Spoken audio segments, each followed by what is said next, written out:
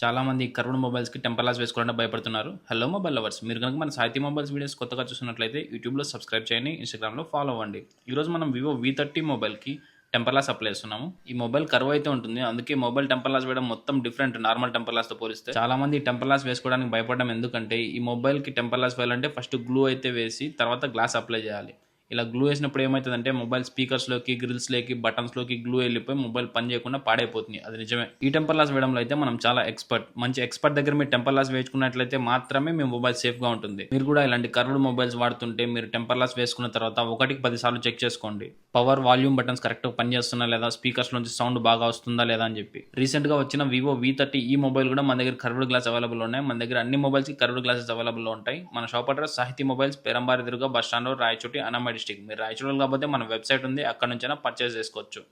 ఇలాంటి మరెన్నో అప్డేట్స్ కోసం ఫేస్బుక్, ఇన్స్టాగ్రామ్, యూట్యూబ్లో ఫాలో అవ్వగలరు. Like, share, subscribe.